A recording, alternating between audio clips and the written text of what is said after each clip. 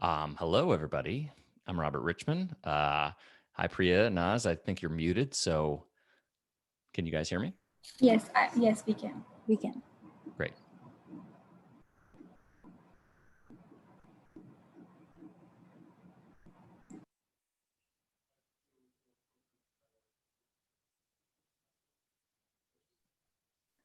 Priya, you can let us know when we can start.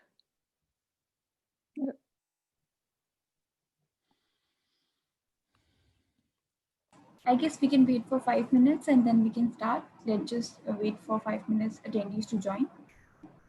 Sure. I can see people joining it.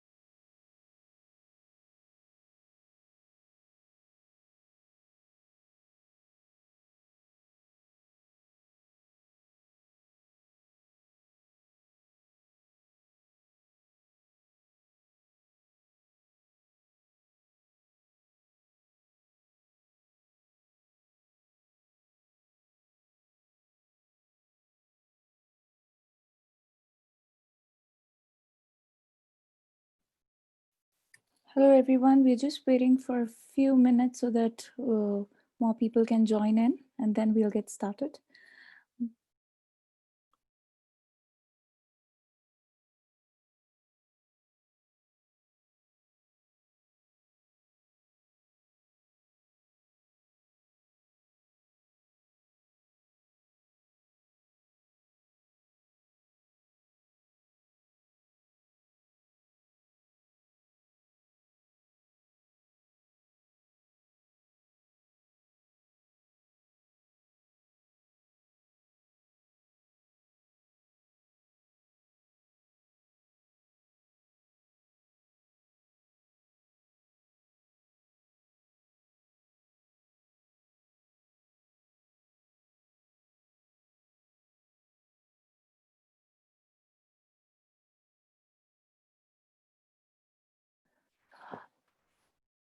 All right, as people are joining in, I think I'll just get started. Hello, everyone. Hope everyone is happy, healthy, and safe. Thanks a lot for joining in today's webinar on how an organization can build a strong culture to make itself future ready. So I'm logging in from India, Bangalore, and it's 10:30 p.m. almost. I just grabbed a coffee and I'm all charged now. So before we could dive deep into our webinar, let me just share a couple of housekeeping items. So this recording is, this session will be recorded and it'll be available to you after the session. During the webinar, we'll have a lot of questions from you guys, which you can either put it on the chat or you can put it in the Q&A tab there. And towards the end of the webinar, we'll have a Q&A session where we'll try our best to incorporate the maximum questions we have. And then we'll see how it goes. So we'll start now. I'm Naz. I'm an employee engagement specialist with Xoxoday. Xoxoday is a SaaS commerce company that helps companies build a happy and engaged workforce. The HRs and CXOs use Xoxoday to align, motivate, and empower employees or channel partners to improve productivity, satisfaction, and happiness. So, what I do here is, along with keeping our employees at Xoxoday engaged, I also partner with our clients to help them with their initiatives of keeping a happy workforce. So the good news today is I wouldn't be talking much. I leave it that noble act to the man himself, Robert. So Robert is Robert Richman. He's a culture strategist and the co-creator of Zappos Insights, an innovative program focused on educating companies on the secrets behind Zappos' awesome employee culture. Through his work, he's been helping a lot of major companies to build their employee culture, like Google, Toyota, Eli Lilly, and Intuit. Interestingly, he's also pioneered a number of innovative techniques to build around company culture, like bringing in improv comedy to a workplace. That's something really cool, I thought. And today, the insights he'll share will have particularly relevance to us. And how we're going to structure this entire thing is for the next few minutes is probably Robert can start with his favorite topic, company culture, a few lines on that. And then I could ask him a few questions on behalf of the audience and from his book. I think he'll help us understand more on those topics with his insights. So over to you, Robert. I think the stage is all yours. Thank you, Naz. Thank you, everybody, for having me here and for staying up so late for this presentation. I hope to make it absolutely worth your time and to have some real game changer ideas and tips to help with your culture. Of course, the better your questions, the better my answers. And the more specific your questions, the more specifically I can help you solve your problems. Overall, my approach to culture is one that is different from a lot of approaches in the sense that it's not about engagement from the perspective of making people happy, of trying to do, okay, what do we do for these people and this age group and that. I personally don't believe that works so well because you have to keep working at it and working at it and working at it.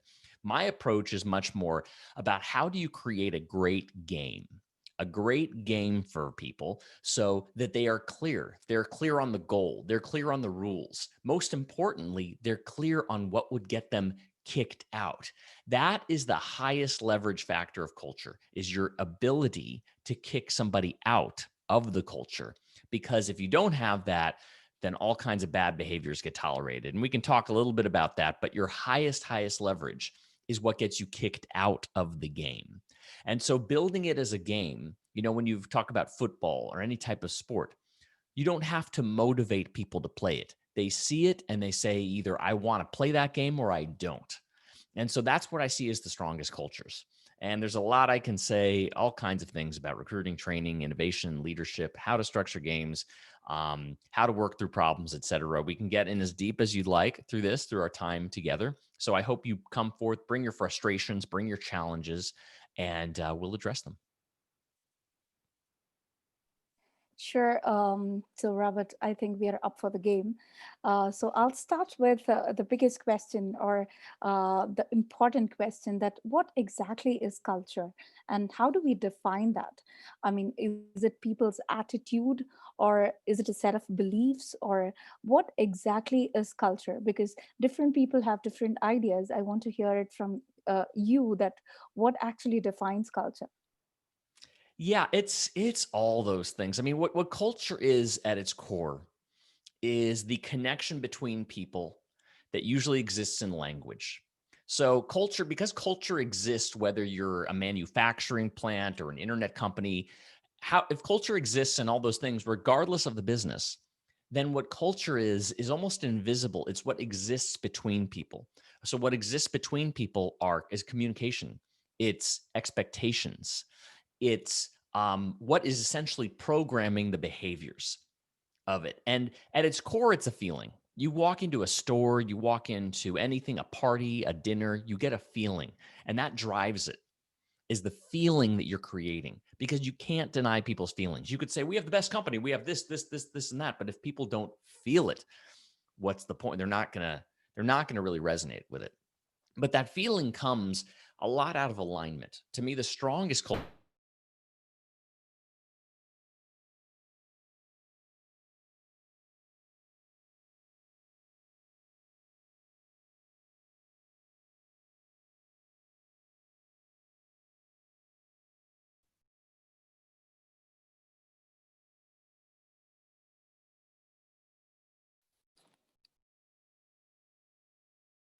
Priya, can you hear Robert, or is it just me? Oh, no, I can't hear. I can't hear him.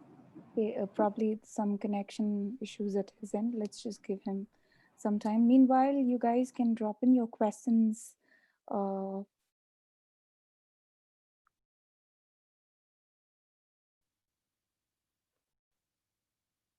yeah, so I can see he's logged off. Probably we'll just give a minute or two for him to join back.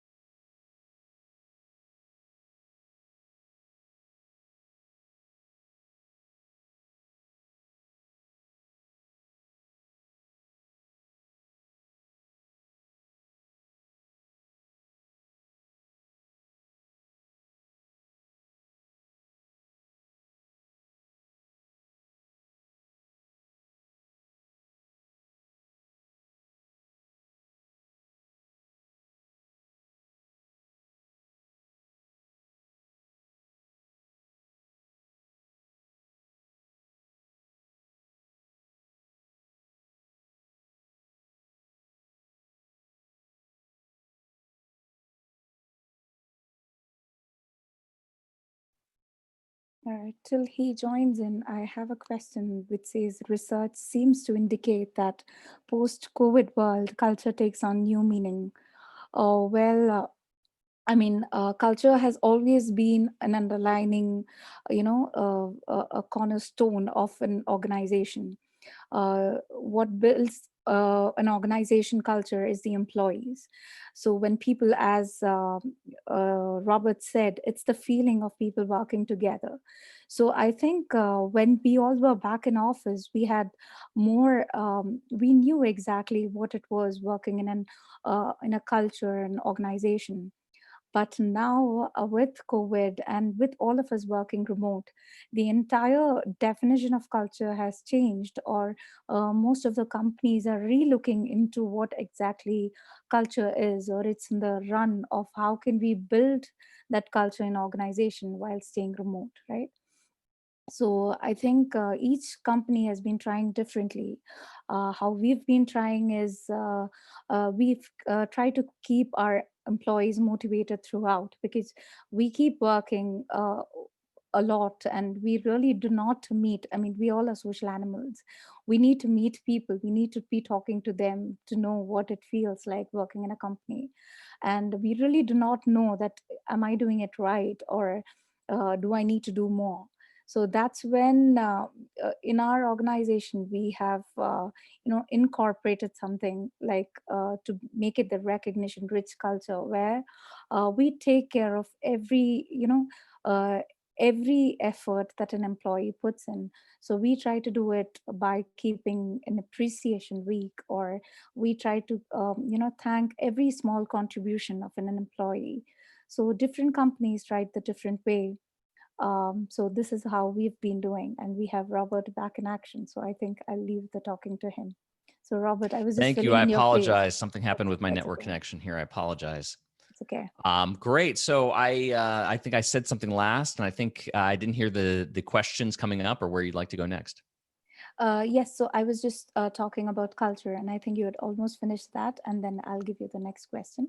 So, Okay. Robert, you were speaking about culture, and why should we really build a culture in an organization? You keep in mind, there's always culture. You're not building it. You're either it's there. It's going to be there. It's being driven by unconscious behaviors. Culture work is really taking what's unconscious or implicit or invisible and making it conscious and explicit and visible. So, for example, with values, it's one thing to, I can ask how your organization is spending its time, its money, its energy, its focus, and I could tell you the values. Now, are those values the same ones that you write on the wall? And if you are explicit and you say, we value these 10 things or these 5 things, how explicit is it?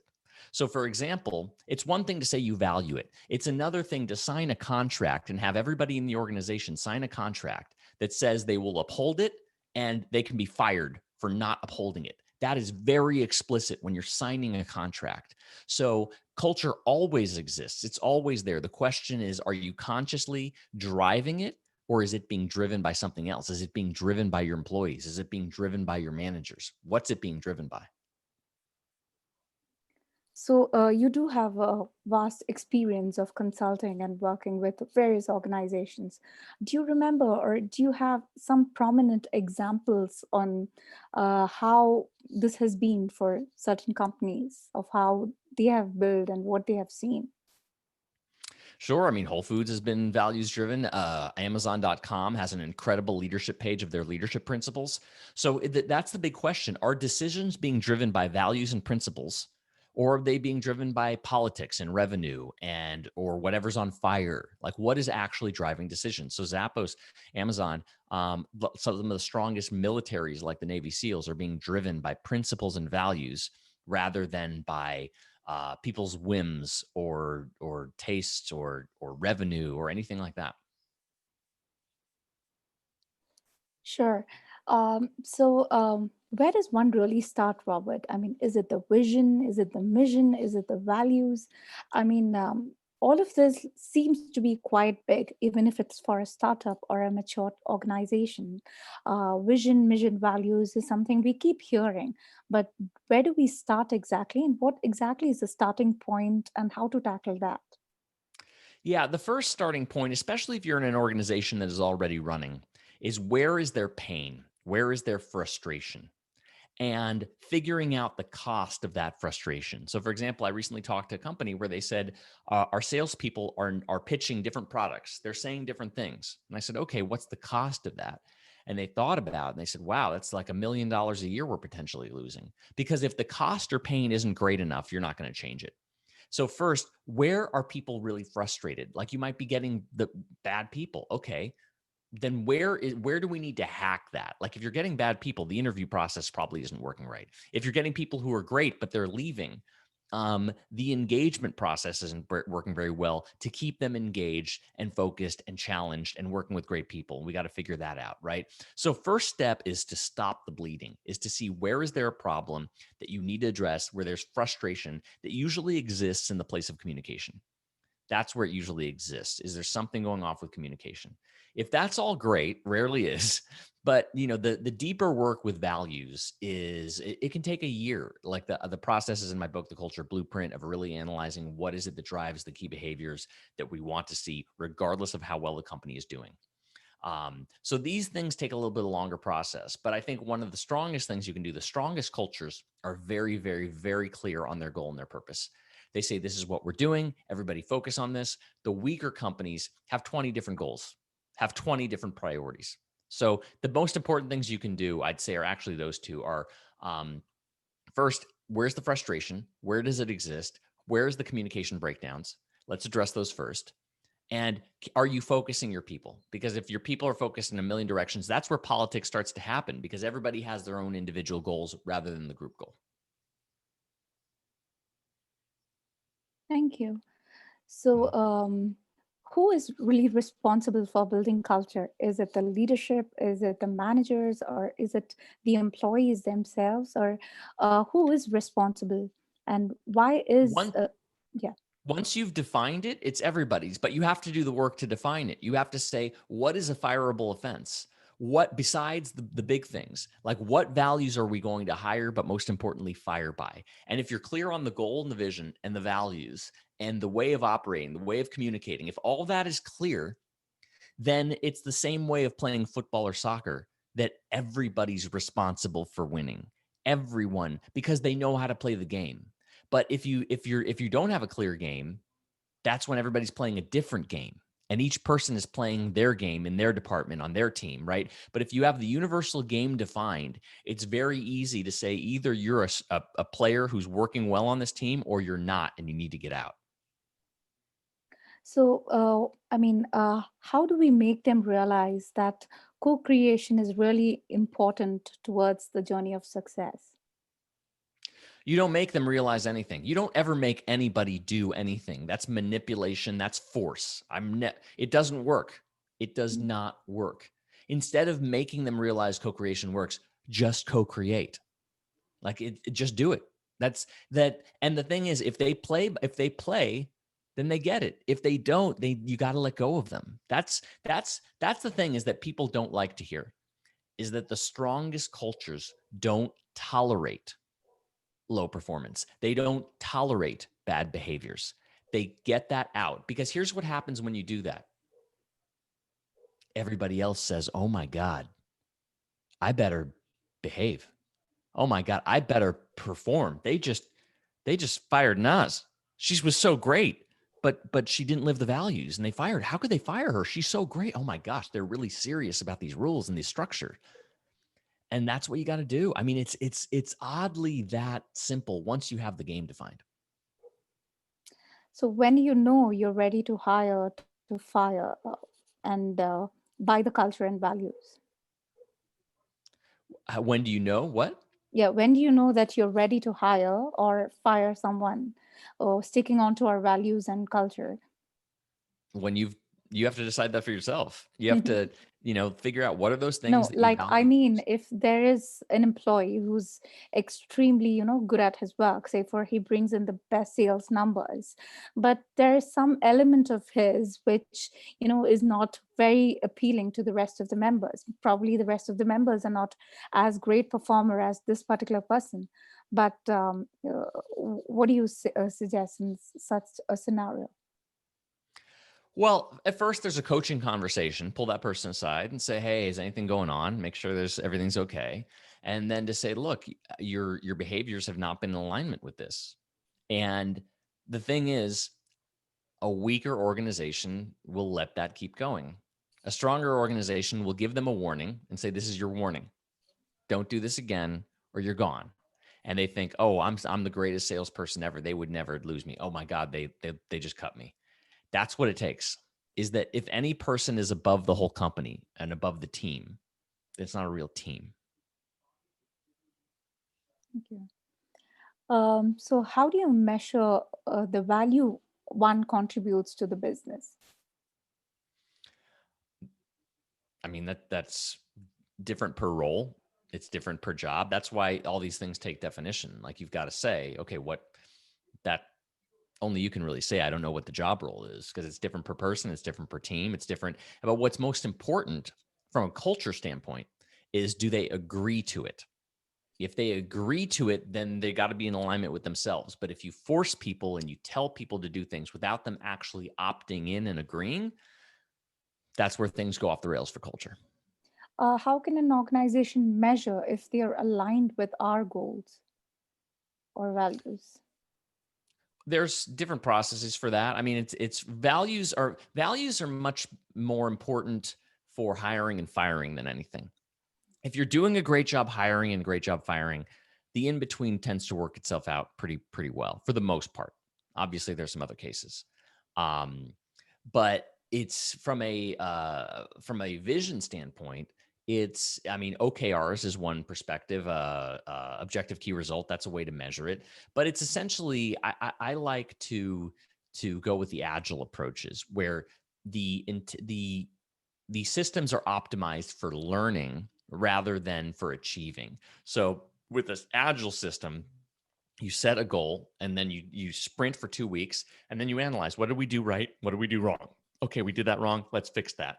So the system itself is optimized for learning. And if you learn well, you get great results versus a lot of organizations keep trying to get the result without learning. Sure. Um, Now, how does one manage change when we see, say, for an organization, they have realized what's gone wrong, or they are very set that this is the way we are going to function and this is our values. And how do they manage this change? And what is some of the best practices in hacker versus best practices? Well, for change, it's a process I use called open space, where the leader sets the agenda and says, look, this is what we got. We got to become a digital company. The leader has a very, very clear purpose. We need to do, like, what is it that the company wants to do? And then open space is a process where people get to organize in groups and talk about how they're going to do it. So it's all crowdsourced with the company. Open space is an open source protocol. Anybody can use it. It can even be done online, and it lets everybody come together and tell the truth and co-create it. So change, it's more about setting a direction and letting people process the emotions. Oftentimes that's what happens too, is people don't get the chance just to vent. So if it's a negative change, there's a process in my book called the obstacle breakthrough, where people get to vent first. They get to go negative. They get to say all the things they hate about the change. Because if you don't let them go negative, they're stuffing that down and they're talking about it somewhere else. So instead, we authorize the conversation and tell them to go negative and go negative and go negative and go negative until they're done. And now what's working really well? Okay, this is working well. This is working well. This is working well. Okay, how are we doing well? Okay, Naz is doing this. You're doing this. I'm doing this. And that builds all this positive energy. And only after that can we say, okay, now what's next? So I'm a big, big proponent of letting people go really, really negative and authorizing that conversation. Sure. So, say for if somebody really wants to hire, since you were mentioning that it's all about hiring and firing, how do we know this is the right guy for us? I mean, is there anything that we can analyze? An interview process is a very little time to judge somebody. That's why most of the time companies, don't get the right hire. So, what do you think is the best way to get to know if they really would fit into our culture? You got to ask questions in alignment with the values. Questions in alignment with the values. So you're going to ask questions that see if they actually live that value in their life. So for example, with service, the question would be, tell me about when you help people out, to see if they like to be of service. It's not how much customer service experience they have. So you take each value you have and try to figure out questions for them to tell stories about how they live that value. That's the most important one. There are other hacks to that. I found it interesting that we would ask questions like, how lucky are you on a scale from 0 to 10? Because if you're low on luck, then you believe that you don't tend to be a good team player, because you think, I've had to work for everything myself. Nobody's helped me. I've had to do everything alone. Nobody really does everything alone. You're not existing without people. You had to work with people. So if you think you're low on the luck factor, you actually might be a good entrepreneur, but rarely a good team player in a corporate environment. So, if I may ask, do you remember anything interesting at Zappos when you were trying to, or hire somebody based on values? Not me personally, because I was hiring from within the company, so I got to hire people.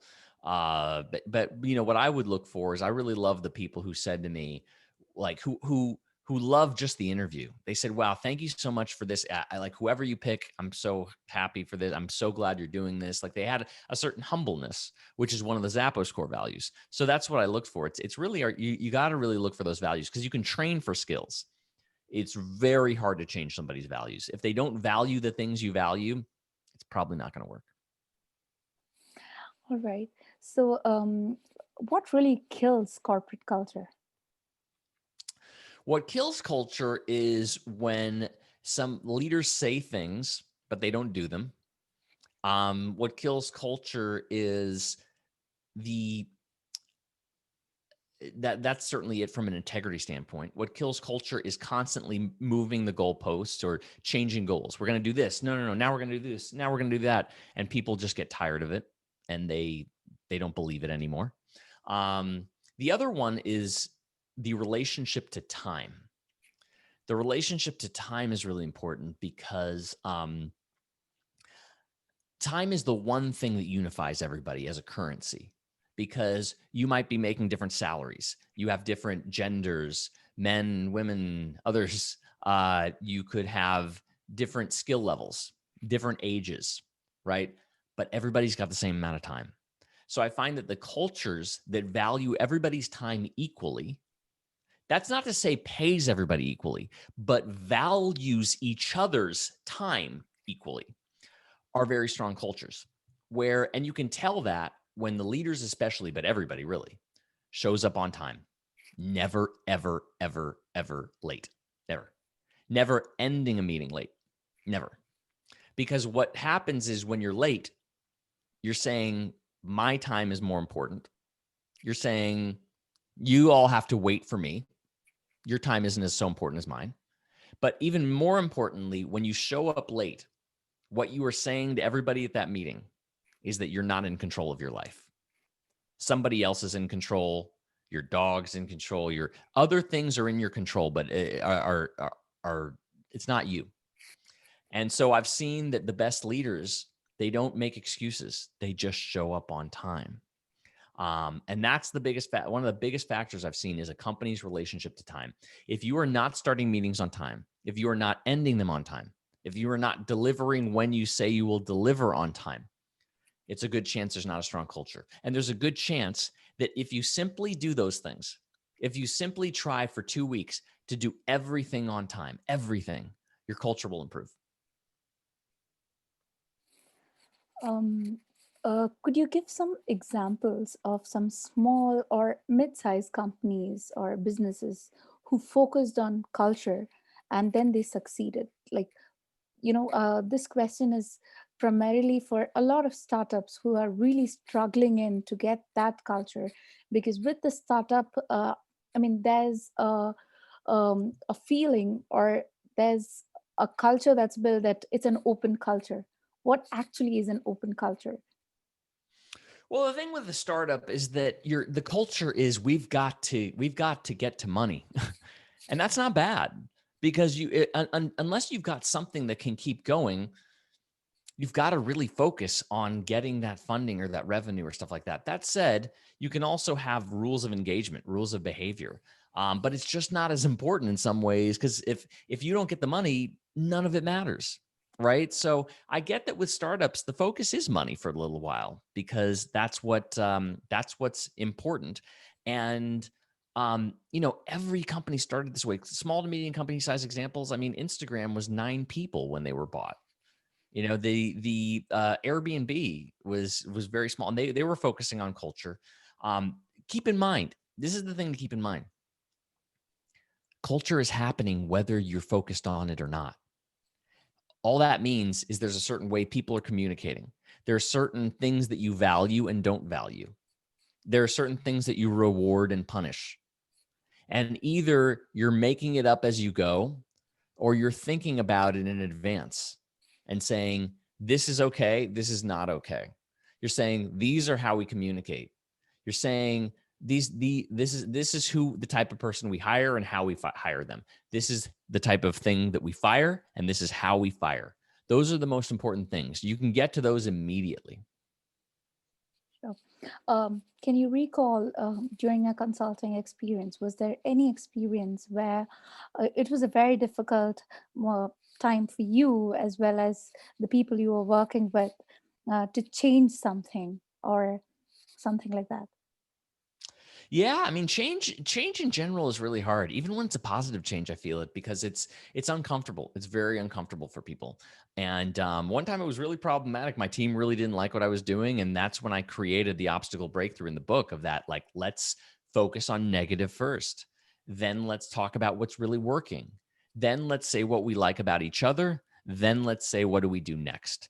These are the different stages of that conversation. So I find that it happens a lot. And the mistake leaders make is to go straight to the positive, is to go straight to what's new, is to go straight to creating and saying, oh, no, we only need positive. We need forward thinkers. No, go negative, go negative, go negative, go negative, complain, but put it in a timeout box to do that, because only when you fully get those out, then can you move on.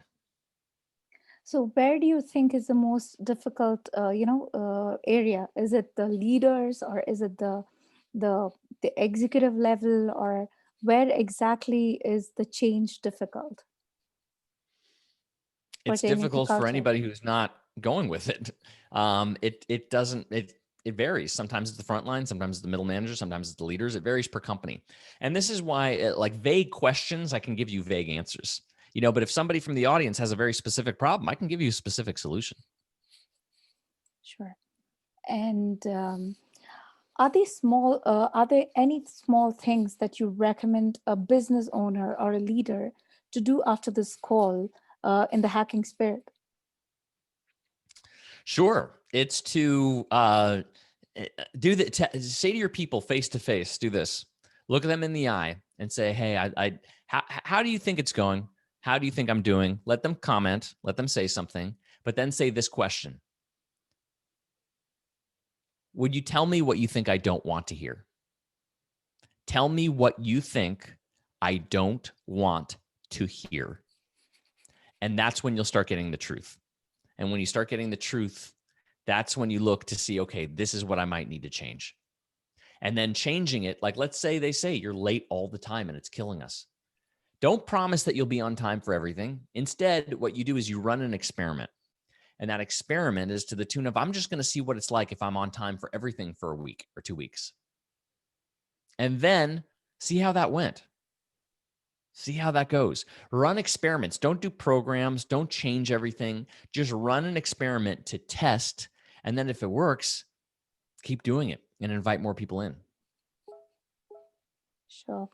So I will just read out few questions from, we have a lot of questions that's come in.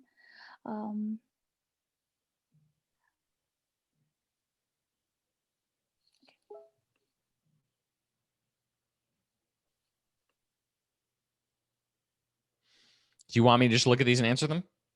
I'm just trying. I can read them and answer them if you'd like. Yeah, sure. Okay. So a question from Mukul is, any process where negativity is overwhelming is not generally appreciated. How do you hack that? The way that you hack it is like the whiteboard here. You write them all down. So somebody says, "Oh, we've got terrible chairs." Okay, write that down. And then by writing it on a board, it gets it literally out of your head onto there. And you see it on there and you actually stop. And then you say more, more, more, more. I find that when you do this, it's actually a challenge to get people to go more. Because if you don't write it down, they keep talking about it and talking about it and talking about it. But when you write it on the board, they say, okay, you say, okay, great. What's next? Okay, great. What's next? Okay, great. What's next? Ask for all of it, all of it, all of it, all of it. Why? Because it's there. Because it's there. If you try to force it out, it's still there. So instead, get it all out, throw it all up. And it's at some point, they'll hit a point where they can't talk anymore. And that's when you know you've addressed it. So I don't think it's overwhelming if you do it this way.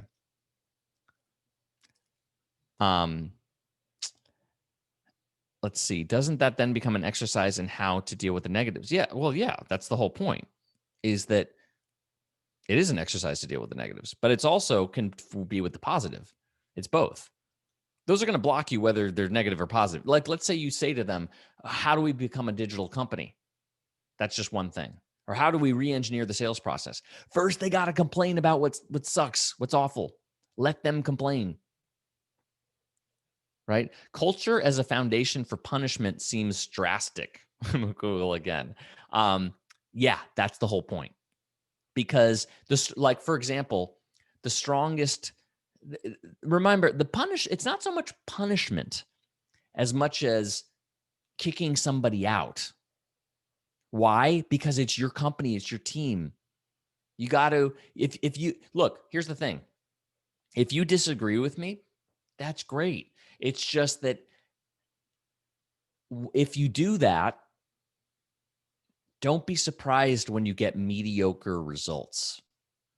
If you're looking for amazing, great results, tolerating non-amazing people is going to hurt that. It's going to hurt that a lot, right? So it's just the truth that we're motivated more by what we can lose than what we're trying to gain. So everybody who's trying to say, hey, like we'll give you this, or you get this salary raise, or we'll motivate you, or it doesn't work long term. What works long term is I don't want to get kicked out of this great situation. Okay. Agility, isn't that a value? The ability to pivot. I think agility and being good, yeah, it is, but it's also a process. Without a process for agility, it's pretty hard to do that as a value, because you can't lean into a process and trust. And everybody's definition of that will be different. So I think the way that we had at Zappos was drive change. That can be a value, but then the agility process is a process. Is there a rule of thumb for the time it would take to change culture? It seems how long this takes is all over the place. Yeah, of course it's all over the place. You've got different size companies, different size groups. It depends on how urgent and how necessary it is. If you absolutely have to, the fastest I've seen it happen, like for a small company of 10, it can happen in a few weeks. I did it with a company of about 1,000. It took about 6 months. So it definitely varies. What happens to when the co-founders of an organization bring along the foundation of a particular culture along, and what if it needs to be changed in the long run as more and more people join the company and there needs to be room for change? This is where it's too vague for me to answer, because it's something where does that culture become a problem? If I know where that old culture is a problem, then I can tell you how to shift that.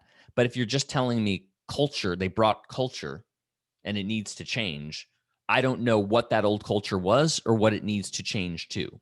But either way, the principles, I can give you a vague answer for a vague question. The principles still apply, which are co-create. You have to set the mission and co-create it together. And for everybody to crowdsource, and go through that negativity process, go through the open space process, that in general is going to happen regardless. Is Gartner estimates that 60% of CEOs say they are changing culture in 2010. Why is it broken in so many companies? Is it a mistake to have HR drive culture? You seem to be indicating that the threat of termination is the key to culture. I'm absolutely saying threat to termination is key to culture. Absolutely. Because it's just human behavior. If you're fighting me on that, you're fighting human behavior. As a clan, as a tribe, as a group, the thing that motivates us is we want to stay in the group. So use that to your advantage, because it's happening. If you don't use that to your advantage, your people are running it, not you, not your intentions for the culture. Is it a mistake to have HR drive culture? Like I said, everybody's driving the culture. HR is more enforcing. They're enforcing the rules. And I think that it's a partnership of HR with the managers. I think the managers should really drive it and HR supports them. I think HR can kind of have a lot of power that they're given. I don't think I like to separate. Keep in mind, what is HR's main concern? Naz, what would you say? What would you say HR's main concern is? What is their main role? To keep people engaged. No. To keep their them main motivated. role, where they will absolutely, because sometimes they'll keep people engaged and sometimes they won't. But if they don't do this one thing, they will get fired in a minute. Risk management. What are risks? Harassment is a risk, right? Like these things, their main job is to prevent that damage that people can do to a company, to a brand. That they're getting in people that they want to make sure are going to treat the company well. They're addressing the risk. They want to get people out that could potentially harm the company. That is a risk. So HR's number one role is risk management and risk avertment, right? So that's why when it comes to the lighter parts of culture, I think it's ideal to separate them personally. Sometimes you don't have those resources, but I think the leaders lead the culture by example. And if everybody can't see those values and say the leaders are living that every single day, that's a problem for the leaders. Cool. Let me see if there's more here. That comment on agility was in response to what kills culture is changing all the time. I don't understand that comment, but okay. Other thoughts or questions? Yes, I do have a question. This is from Manoj Agarwal. A culture in companies comes much later in an individual's life. An individual's value system is built right from the childhood and his education. How, in such cases, do companies drive it in the right values, behavior, and then hence culture? Because the organization can't really change the value and culture you've lived for your initial 20 years of life. I'm struggling to understand the question. Okay, so Yeah. for an individual, it's just not the organization that defines the culture, right? So me as an individuals, I would have gained a sort of culture from my childhood or my education or the people I've been with. So how would that culture suddenly change as I come to an organization with Because theirs? either you're in alignment with those company values or you're not. Are your values in alignment with the company's? If so, it's going to be great. If not, it's going to be awful for everybody. And that's why you've got to determine, are they actually living it? Because that's the whole point of values. Is it's not that you say it, it's what you're actually doing. And if they are doing it, if they are living it, you've got no problems. But if they don't, so the question really matters on the perspective of hiring, because you want to find people who those personal values, they are in alignment with the company values. That's where it becomes really most important. If they're already there in your organization and they're not a fit, then it's either coaching them to become a fit and seeing if they do it. And if they don't, you get them out. Now, what is the difference between culture and values? Values are it's the driver of the behaviors. So culture is everything. You know, it's the communication, it's the expectations, it's the agreements, it's everything. In some ways, culture is like the least helpful word because it's too unspecific. There's so much going in, and values is just one piece of culture. But it's a very, very strong driver of it. So, post COVID, I think the term culture is becoming more prominent now. It was Mhm. always there. I mean, companies believed it and they practiced it. But now, with people working remote, more and more companies are realizing that we need to do something to keep our remote culture alive. What are your thoughts on that? How do companies continue to stay on, on the right track while maintaining the culture during these times? Yeah, it's a really hard change to deal with. Again, I'm like a broken record player. Again, it's letting people first vent of the negative. What do you hate about this? Say it. Let's say it. Let's go there. Let's say what's working well right now. Oh, well, we get to work from home. Great. Awesome. We get to do this. Okay. And then the whole process is in my book, The Culture Blueprint. And then you finally start saying, okay, well, what do we do? Because ideally it's co-created. And you start creating those kind of rules. I think that what the main thing to understand about going virtual is that as a screen, if we're in person, the metaphor, the analogy is, if I'm talking to you, I'm like a theater. I'm on stage. I'm a performance on a stage, like a show. Um, and because of that, I can go a little more slowly. I can connect a little deeper. I have people are very focused on me. But when we're a screen now, that means the theater is no longer there. Now I'm a TV show to you. So now that I've become a TV show to you, what does that mean? I have to go quicker. Usually I talk quicker than this, but I know people might not have English as their first language, but usually I talk even faster. The what you're using your screen for, like how you use this. I use my hands. I'm with this. Oftentimes I'll have these I'll use other technology and bring in slides right here to show different things. So how you use this, and especially this, everyone should buy a nice microphone or buy a nice microphone for your people, because having a deeply resonant voice with it, I'll show you the difference here when I change my microphone. So I'm on this great microphone right now. And if I change it now, if I start talking to you, how do I sound right now? Do I sound better or worse? You do sound like you are in some sort of show and you're going to do something. Well, did you notice I just changed the microphone? Yes, I did. I did. Right. So now I'm using the computer microphone, So which it's a more is louder. Yeah. yeah. But The when I change it, background. Yeah. Now, how does this sound compared to that? You're talking more closer. Yes. So I recommend everybody get this to create closeness in the culture. When you don't, it's hard to hear you. It's hard to connect with you. So use technology to your advantage. Get a great microphone and get everybody a great microphone so that they can all connect deeper. And then the number one rule I have with this, I know people just want me to tell you this is the answer and we should be using this technology and the answer is always co-create. Let them go through that process. Say, hey, this is my goal. I want us as a virtual culture to be even better than an in-person culture. How can we do that? And co-create it with your people. Give them that challenge. So, say we know that we all are working remote and work doesn't seem to happen like how it was working earlier. So it's somewhere, bringing the monotonous, work pattern and people not being able to, enjoy the celebrations, or they're not getting recognized. What do you say? How much does all of this play in building that culture? It varies per culture. You co-create it.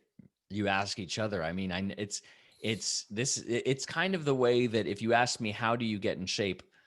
You got to make sure you eat well and exercise, right? Like, yeah, there's a lot of techniques. There's a lot of different exercises. There's a lot of different foods. But you don't get around that. You need to eat good food and you need to exercise, right? And that's what it is with this is you want a great culture. You have to co-create it. You have to have everybody contribute and then co-create it with you and go through that process where they get to be negative first. So how has the COVID changed the culture at your organization, pre and post? Well, Or for has for it me, changed? for me, I mean, I'm on my own now. I'm an independent speaker, so I don't travel. I'm at home all the time. It's very much impacted now. I'm doing a lot more virtual work and virtual open spaces and keynotes.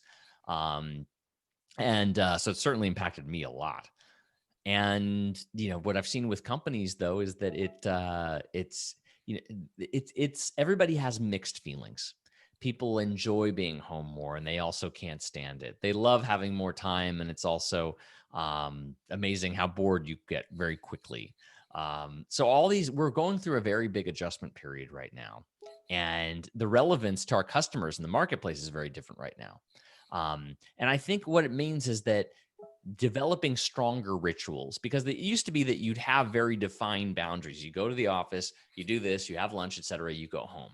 Now those boundaries aren't as defined. And I think it takes experimenting with that of what if, for example, one experiment I think would be great is to say to everybody, what if we got all our work done in 5 hours? Let's try for a week where we're only from 9 a.m. to 1 p.m. or whatever it is. We're all focused on work, doing nothing else. And then we go back to our families and experiment and see if that works. Oh, that worked great or that didn't. But these kind of different ideas, the only way to know is to try and experiment. So I would have people keep experimenting with the different rituals, with when you work, with how you work, and see what's going to be that best fit for your team. Sure. I think that's quite a great tip, to try it different than what we've been doing, so that we don't comment about monotonous work getting monotonous. So I Yeah. think we'll try that too. Right. So we have Mukul is asking, is there a new book that you're writing?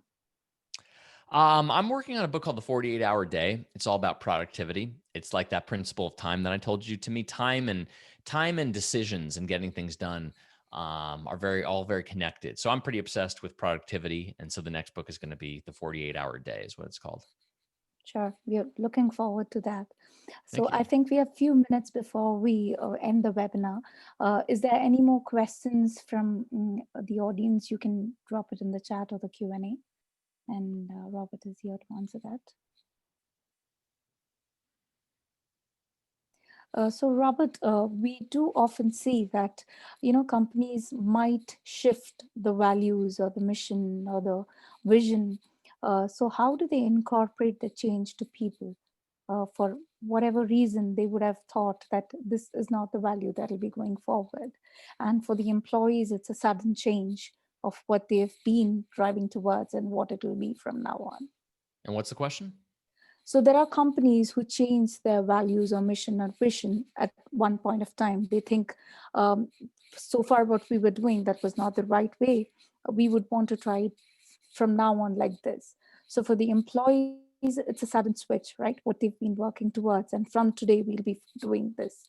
So do you think that approach is right? And if it's right, how do we put that in the correct way? Same answer. I'm going to keep saying that same answer. First, say, okay, let them complain. This is a change. You don't like the change. Why?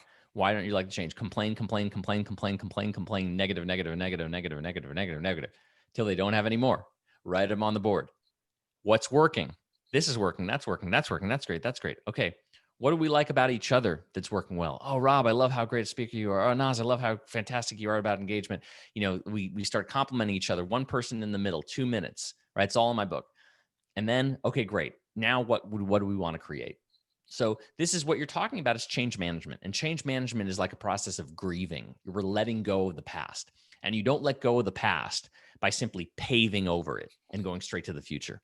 We've got to process the past, then go to the future. Sure.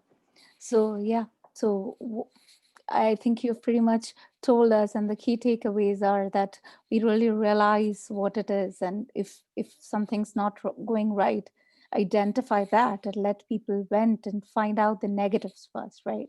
Yes. And then yes. we focus on anything else. So I Right. think that's what everyone needs to keep in mind while trying to build a great culture.